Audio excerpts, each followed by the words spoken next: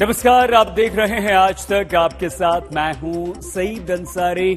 स्वागत है आपका। रात के 10 बज रहे हैं। आप आज तक पर दस्तक देख रहे हैं। 2.5 महीने से चल रहे कर्नाटक के हिजाब विवाद में 11 दिन तक चली हाईकोर्ट में सुनवाई के बाद आज निर्णय आया। आज ही यह विवाद अब हाईकोर्ट से सुप्रीम कोर्ट में पहुंच गया, क्योंकि हाईकोर्ट ने अपने निर्णय में कहा कि हिजाब न इस्लामिक आस्था के अनुसार अनिवार्य प्रथा है, न ही ये अधिकार। हाईकोर्ट ने अपने निर्णय में कहा कि इस्लाम में जो महिलाएं हिजाब नहीं पहनती उनको पापी नहीं बताया गया है।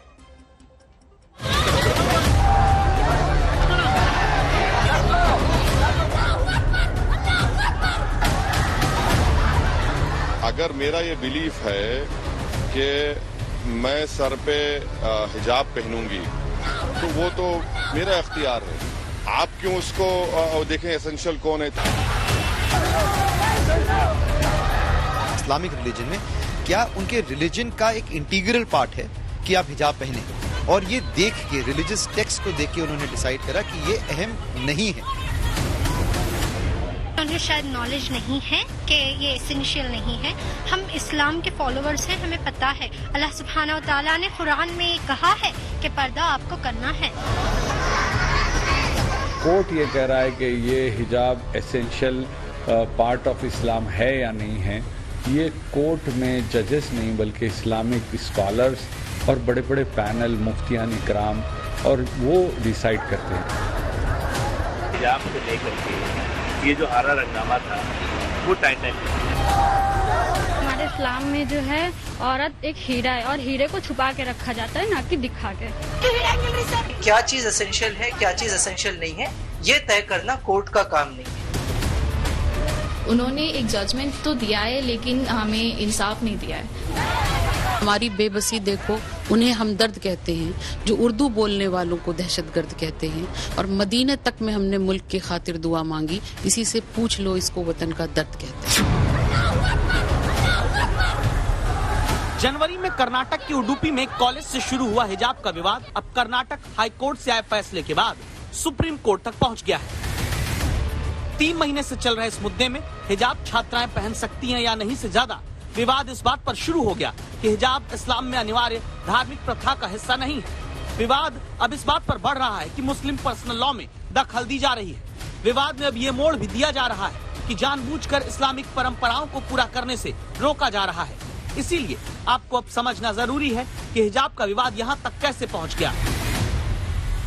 कर्नाटक हाईकोर्ट ने कहा है कि मुस्लिम औरतों का हिजाब पहनना इस्लाम के तहत ज़रूरी नहीं है, जबकि इस्लाम पहला मज़हब है जिसने हिजाब का हुक्म दिया और मुसलमान पहली कौम है जिसने हिजाब पहना और इसको रिवाज दिया।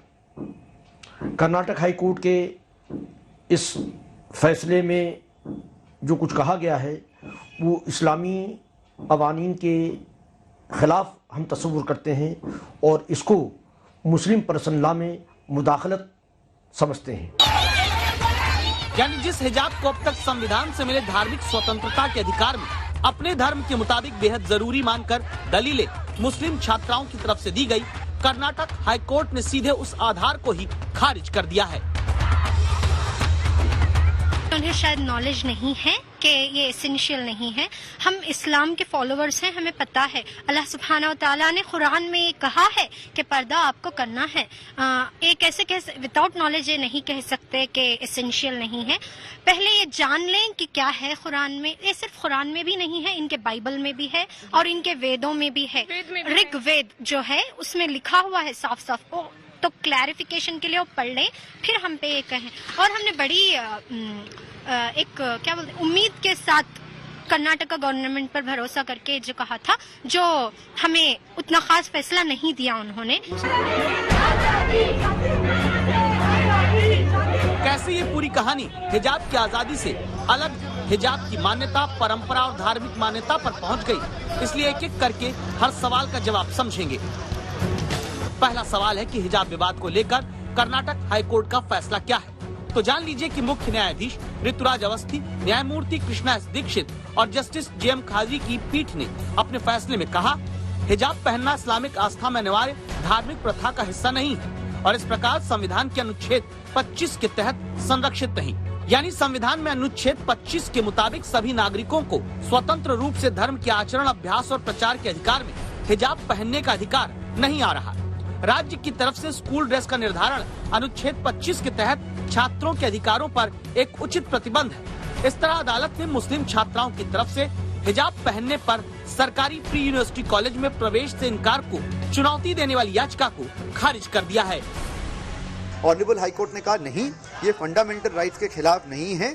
कोई भी ऑर्गेनाइजेशन, एसोसिएशन या सरकार भी ये बोल सकती है कि बाय जियो गवर्नमेंट ऑर्डर ये बोल सकती है कि आपको ये पर्टिकुलर यूनिफॉर्म या ड्रेस कोड पहनना है, इसमें आपके फंडामेंटल राइट्स इन्फ्रिंज नहीं होते। ये बहुत बड़ा ऑर्डर था।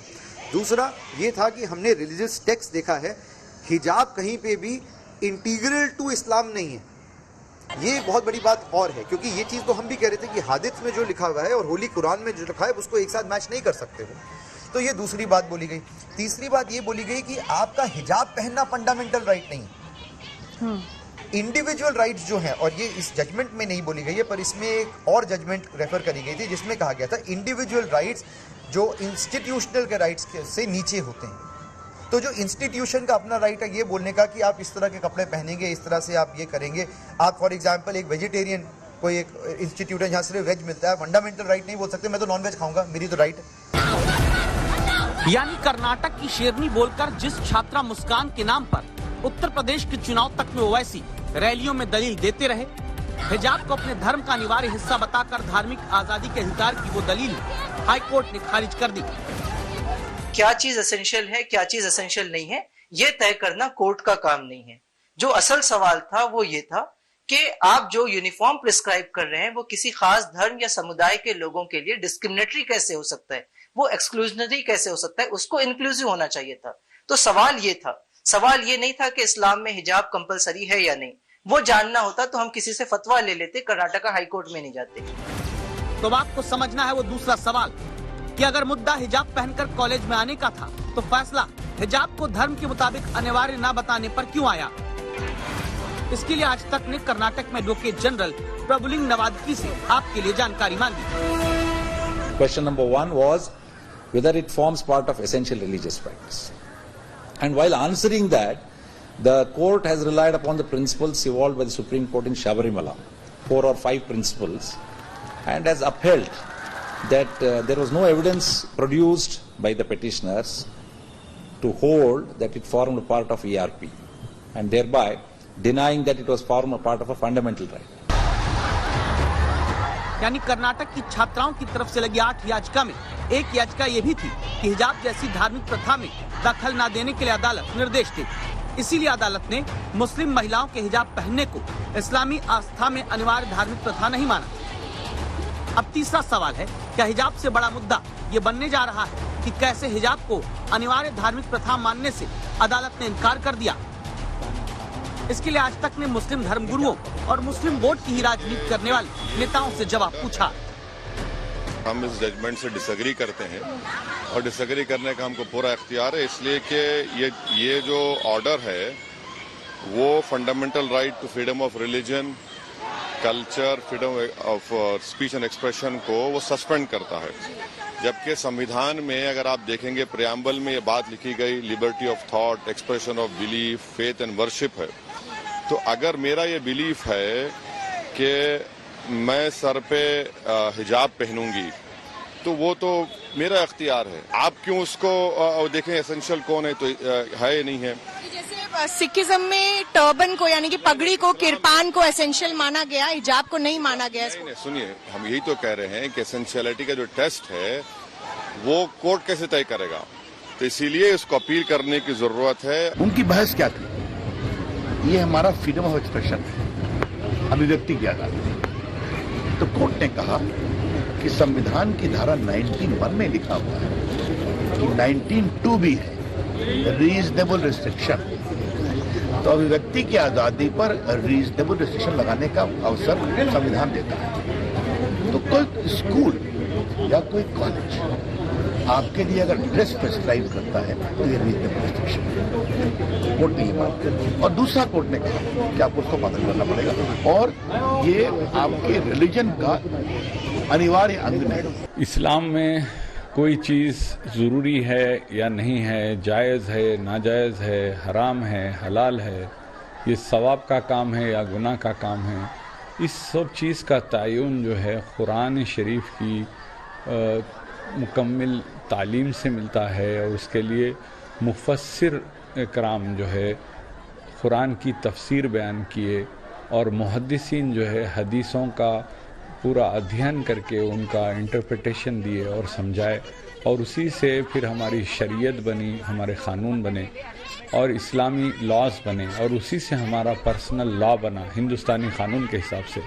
तो अब आज जो है कोर्ट ये कह रहा है कि ये हिजाब एसेंशियल पार्ट ऑफ इस्लाम है या नहीं है, ये कोर्ट में जजेस नहीं बल्कि इस्लामिक स्कॉलर्स और बड़े बड़े पैनल मुफ्तियान इकराम और वो डिसाइड करते हैं। लेकिन अब हिंदुस्तानी क़ानून में ये जजमेंट आया है तो इसको हिंदुस्तानी क़ानून के हिसाब से ही हम जो है सुप्रीम कोर्ट में जाएंगे और ये बात को हम प्रूफ करने की कोशिश करेंगे कि ये हमारा पर्सनल लॉ है और इस लॉ में हमारे पास इस्लाम में क्या एसेंशियल है, क्या एसेंशियल नहीं है, इस बात का तयन हम हदीस और कुरान के हिसाब से अपनी मुबाहिस करेंगे। कोर्ट का जजमेंट फाइनल नहीं है, इंशाअल्लाह सुप्रीम कोर्ट में जाएंगे। यही वजह है कि अब सुप्रीम कोर्ट में 6 मुस्लिम छात्राओं की तरफ से याचिका दायर कर दी गई, जिसमें से 5 छात्राएं वही हैं जो हाई कोर्ट भी गई थीं। मांग ये रखी गई है कि कर्नाटक हाई कोर्ट के फैसले पर सुप्रीम कोर्ट रोक लगाए। दिल्ली से हिमांशु मिश्रा, मिलन शर्मा, संजय शर्मा और बेंगलुरु से नागार्जुन के साथ प्रमोद माधव, आज तक।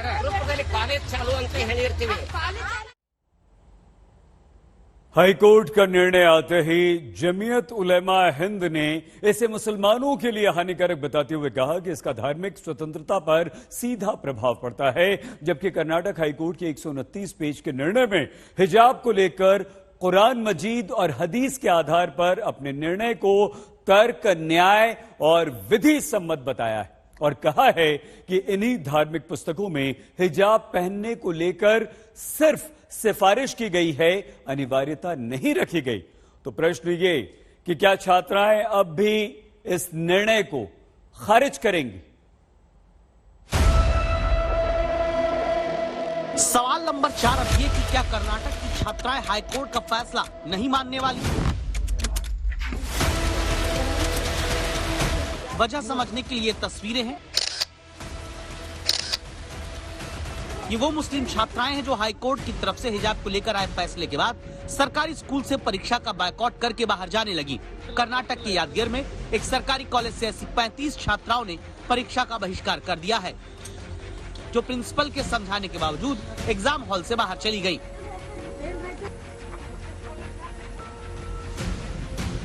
इसीलिए सवाल नंबर 5 ये, क्या मुस्लिमों को लगता है कि हिजाब को अनिवार्य धार्मिक प्रथा न मानने का हाईकोर्ट का फैसला गलत है? हम इसे सही नहीं मानते। मतलब हाई कोर्ट का वर्डिक्ट जो है हिजाब के गर्ल्स के खिलाफ, तो हम इसे सही नहीं मानते और हम उम्मीद कॉन्स्टिट्यूशन हमारे हाई कोर्ट पे एक उम्मीद था कि वो कॉन्स्टिट्यूशन राइट्स को अपहोल्ड करेंगे, लेकिन उन्होंने एक जजमेंट तो दिया है लेकिन हमें इंसाफ नहीं दिया है। करीब 74 दिन से कर्नाटक में चल रहे इस विवाद में आए फैसले के बाद भी मुस्लिम छात्राएं इसे इंसाफ नहीं मानती।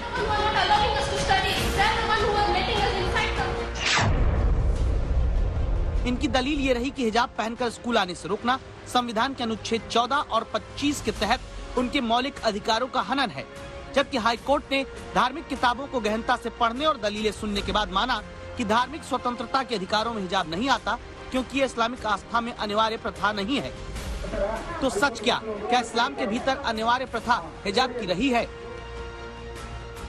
आयत नंबर 33 की एक आयत है कि उसका तर्जुमा मैं आपको बता दूं, क्योंकि अरबी समझ में नहीं आएगी लोगों को। मैं उर्दू में बता देती हूँ कि ए नबी सल्लल्लाहु अलैहि वसल्लम मतलब हमारे आखिरी जो मैसेंजर ऑफ गॉड जिन्हें कहा जाता है, आप सल्लल्लाहु अलैहि वसल्लम का ये उनसे कहा गया है अल्लाह की तरफ से कि अपनी बीवियों और मोमिन औरतों से, बेटियों से कह दीजिए कि जब वो घरों से निकलें तो सर से लेकर पैर तक अपने आप को ढक कर निकलें, ताकि ना उनको तंग किया जाए, ना उनके ऊपर किसी किस्म की कोई गलत नजर पड़ी जाए।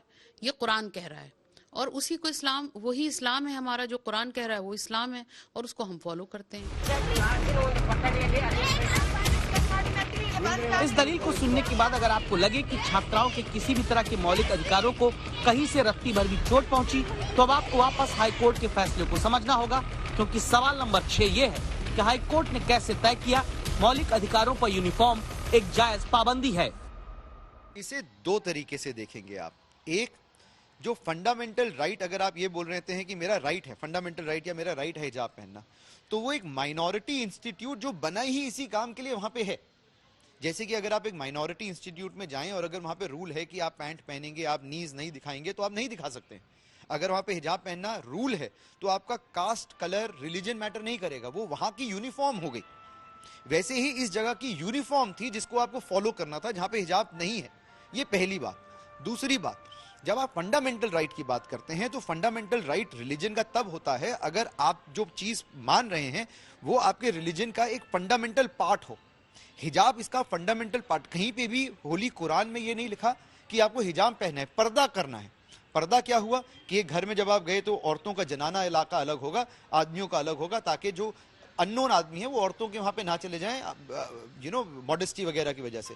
हिजाब कभी भी इनका वो नहीं था, ये बाद में हादिस में आया। ऑनरेबल हाई कोर्ट ने ये भी देखा कि इनके जो रिलीजन के टेक्स्ट हैं उसमें कहीं पे भी हिजाब के बारे में नहीं लिखा हुआ है। पर्दा बोला हुआ है, कवर करने को बोला गया है, वो अलग चीजें हैं, हिजाब कहीं नहीं है। तो इस चीज, ये बहुत बड़ी बात इसलिए भी है क्योंकि इससे पहले हमारे हाई कोर्ट्स ने कभी भी रिलीजियस टेक्स्ट पे ध्यान नहीं दिया था। कर्नाटक हाईकोर्ट के फैसले के बाद ओवैसी और जम्मू कश्मीर की पूर्व सीएम महबूबा मुफ्ती ने इसे मुस्लिम महिलाओं की धार्मिक आजादी के खिलाफ बताया है। दिल्ली से तेजश्री पुरुंदरे के साथ नागार्जुन, बेंगलुरु आज तक।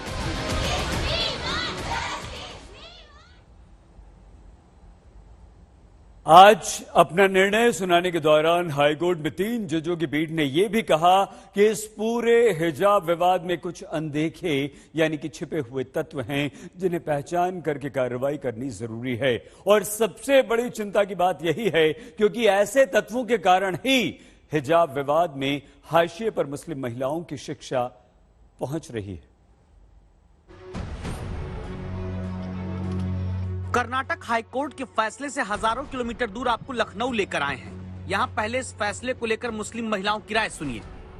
बिल्कुल गलत ये बात कही है। हम लोग तो किसी को मजहब को नहीं कह रहे हैं कि अगर सरदार है तो अपनी पगड़ी उतारो, हिंदू हो तो अपना भगत रंग उतारो, या फिर क्यों और मजहब को, तो फिर इस मजहब पे इतना उछाल काहे के लिए दिया जा रहा है जब ऊपर वाला नहीं कुछ कह रहा है। 17 तारीख को आपकी होली जलाई जाएगी, 17 तारीख को हमारा शब कदर हो रहा है, 18 तारीख को आप रंग चलाओगे, 18 तारीख को हम लोग रोजा रखेंगे। जब ऊपर वाला फर्क नहीं कर रहा है तो हम लोग कौन आम इंसान है जो इतना फर्क कर रहे हैं। और हिजाब तो हमारे लिए हर हालत में जरूरी है, एक जरूरी है, एक हर हालत में जरूरी है। हिजाब की जरूरत आपको लगती है? आप भी बाहर निकलती होंगी, आपका क्या नाम है? जी, मेरा नाम सिमरन खान है। कितनी जरूरत लगती है हिजाब पहनना बाहर जाते समय? बहुत जरूरत लगती है और हम अपने आप को कंफर्टेबल महसूस करते हैं। और हमारे इस्लाम में जो है औरत एक हीरा है और हीरे को छुपा के रखा जाता है, ना कि दिखा के। आपको लगता है चाहे शिक्षण के संस्थान हो, कॉलेजेस हो, वहाँ पर भी लड़कियों को मौका जानना? जी जी बिल्कुल, वहाँ भी वो पहन के? जी जी। मुस्लिम नागरिक, छात्राएं, मुस्लिम वर्ग के नेता, ये सभी हिजाब को अपनी धार्मिक स्वतंत्रता के मौलिक अधिकार के लिए जरूरी बताते हैं। तो सवाल नंबर 7 यही, क्या संविधान से मेरे धार्मिक आजादी के अधिकार में हिजाब नहीं है? जिस चीज को आस्था की स्वतंत्रता, अंतःकरण, सही लफ्ज जो है वो कॉन्शियंस है जो इस्तेमाल किया है कॉन्स्टिट्यूशन। और ये मैं क्यों कह रहा हूं कि धर्म की आजादी तो एक तरह से ग्रुप का भी मामला हो सकता है। अंतःकरण की आजादी का मतलब है कि भारत के संविधान में ये व्यक्ति का अधिकार है, समुदाय का अधिकार नहीं।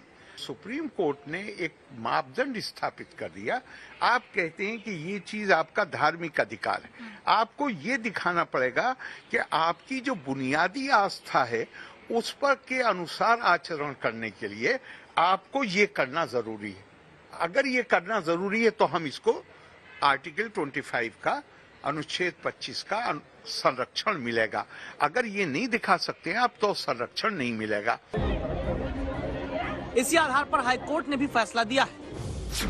लेकिन अब चिंता की बात यह कि 2011 की जनगणना के अनुसार भारत में जहां मुस्लिम महिलाओं की साक्षरता दर 62.41% है, जबकि हिंदुओं में ये 70% से ज्यादा, जैन में 87% से ज्यादा, ईसाई महिलाओं में 76.78%, सिख में 71% से ज्यादा, बौद्ध महिलाओं में 77.87% साक्षरता है।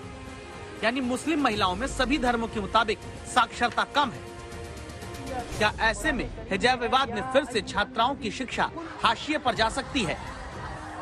हेड स्कार्फ को बैन करने का मतलब ये है कि वो उन मुस्लिम लड़कियों को, उनके बिलीफ को हर्ट करता है और ये कहा जा रहा है कि आप या तो अपने रिलीजन पर चलिए या एजुकेशन को छोड़ दीजिए। हमारा मानना यह है कि एजुकेशन जारी रहेगा हमारे बिलीफ के साथ, और हिजाब पहनने से देखिए सरकार इंटरवीन कब कर सकती है, जब मेरा एक्शन जो है वो किसी को हर्ट कर रहा है, हार्म कर रहा है, तो किसी को हार्म नहीं हो रहा है। हर जगह पे लड़कियों को तंग करना शुरू करेंगे, अरे भाई तालीम हासिल कर रहे हैं वहां तंग करेंगे आप लोग, देखिए अब तो ये है। अब तक इनिशियल रिएक्शन मेरा यही है। अफसोस मुझे इसलिए है कि ये जो इस्लामी परंपरा है इसकी शुरुआती जो होती है वो इससे है कि मतलब रिलीजन का मतलब ही है पढ़ो, इक़रा बिस्मि रब्बिकल लज़ी खलक़, पढ़ो उसके नाम से जिसने तुम्हें पैदा किया है, जिसने तुम्हें वो सिखाया है जो तुम नहीं जानते थे। अल्लमल इंसान मा लम यालम, जिसने तुम अल्लज़ी अल्लमा बिल कलम, जिसने कलम को जरिया बनाया है ज्ञान प्राप्ति का। तो यहाँ रिलीजन का मकसद ही ज्ञान प्राप्ति है। इन दोनों के बीच में अगर कोई कॉन्फ्लिक्ट करके देखता है तो अफसोस ही किया जा सकता है। 74 दिन चले विवाद में 11 दिन चली सुनवाई के बाद हिजाब का विवाद सुप्रीम कोर्ट पहुंच गया। सब धर्म कर रहे हैं, जबकि गरीबी, कम साक्षरता, शिक्षा छुड़वाकर शादी के बंधन से फंसती छात्राओं के शिक्षा के अधिकार पर ही हिजाब के विवाद का पर्दा पड़ा हुआ है। दिल्ली से श्रेया और मिलन शर्मा के साथ प्रमोद माधव, बेंगलुरु आज तक।